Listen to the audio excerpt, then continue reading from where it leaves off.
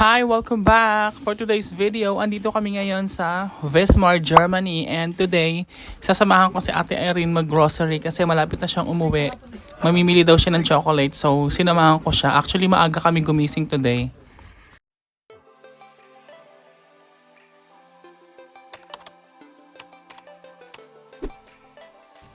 May mga times talaga na kailangan mong i-sacrifice yung tulog para lang makalabas. Katulad ngayon, 11:30 yung pasok namin ng umaga. So ngayon, 8:30 ng umaga, lumabas na kami ni Ate Irene para makapag-grocery sa labas. Tapos, babalik kami ng before 11 ng umaga kasi ang duty namin is 11:30. May oras pa kami para kumain ng mga 15 minutes. Kasi kung lalabas kami ng oras ng break namin mamayang hapon, hindi na rin yun posible kasi early departure mamaya yung barko, 4:30 ng hapon, all aboard. So maaga yung alis, kaya kulang yung oras namin. So nag-decide kami na lumabas na lang kami ng umaga kasabay ng mga panggabi. So kaya akala ng iba, good life kami dito, pero hindi nila alam, isinasacrifice namin yung mga oras na dapat natutulog kami, oras na dapat nagpapahinga kami. Pero mas pina-priority namin lumabas para mag-enjoy kasi minsan kailangan mo ring mag-unwind, hindi yung puro trabaho lang.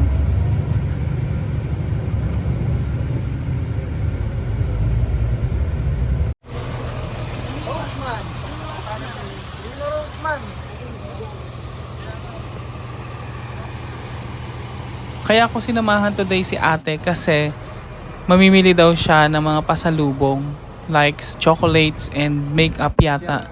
Dito na siya bibili sa Germany kasi malapit na siyang umuwi. And then, siya na rin yung photographer ko mamaya kasi magpipicture taking kami after niyang mag-grocery.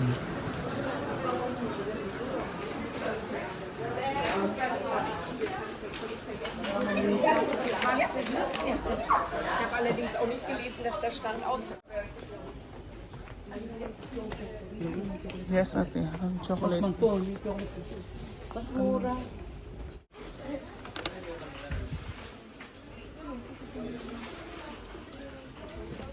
Medyo konti lang pala yung mga panindang chocolates dito sa Rossmann. Kaya nag-decide kami ni ate na hanapin yung pinakamalapit na grocery store.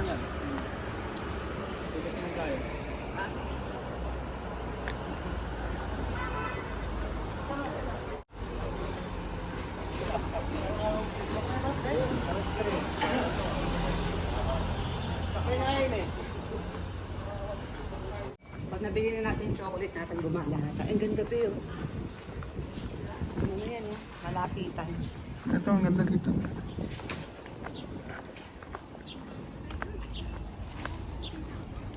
Aga namin ni ate. Hello! Hello, vlog! Bumibili sa atin ng chocolate, sinamahan ko.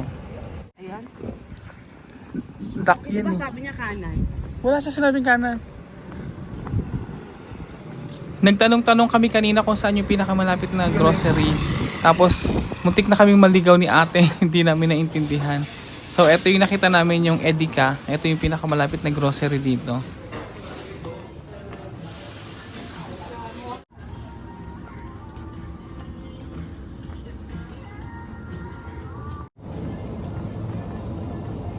Asan yung chocolate ate?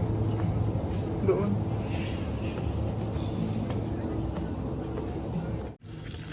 Magkano? 69? Mas mura dito, babe. 0.69 lang. Ito 79 white chocolate. Ito yung trolley. And eto naman yung binili ko para sa sarili ko kasi eto yung favorite ko. Biscuit na may Nutella.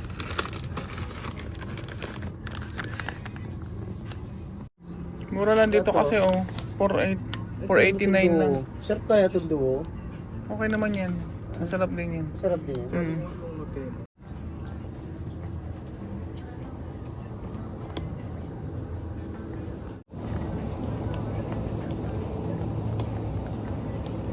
Ate! Nakapag-grocery na kami ni ate. Kaso wala nga Ferrero, no? Paano yung pinabibili ni Uncle? Picture na tayo dun sa dulo.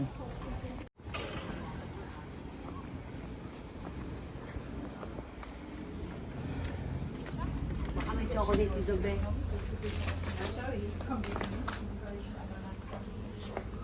Mga jing-aling-aling lang ang mga paninda dito. Ay, ate. Dito ka pala. Yung unang shuttle. Ah. Saan ka nakarating? Doon sa Edeka. Dito? Hindi mo nakabili kahapon? Wala na akong naabutan kahapon. Ito pang kain ko lang. Yung binili ko kasi tagal pa ako uuwi. Ano meron dito? Ito yung New Yorker. Meron, andyan. Bukas na. Sarado pa siguro. 10 o'clock. 10 o'clock ba?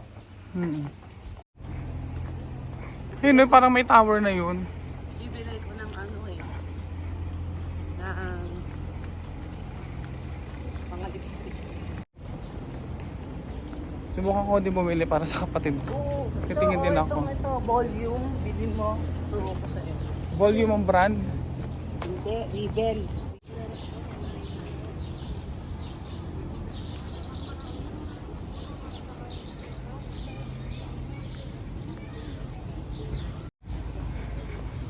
Ito, pasukin natin itong eskinita. Dito tayo lumabas kanina eh.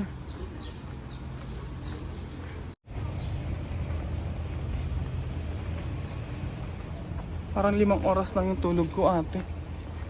Tulog ka ulit 30 minutes. Ano yung sinasabi mo? Dito, sa kabila. Ay, tower. Simbahan ba yun o tower? Simbahan yata or tower. Sabi kasi kanina sa bus, sa tower daw eh. Diba?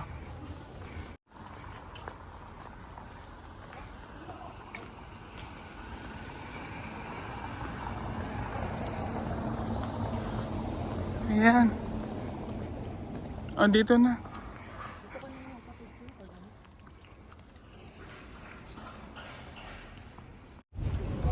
Pabalik na kami ni ate. Doon tayo picture. Ano ate, tapos na? Dito ka sa kaliwa. Ayan, pabalik na kami ni ate na nakapag-grocery na daw siya. Aga natin gumising ate. Puyat na naman tayo. Picture mo ako. Ayan ay shuttle bus.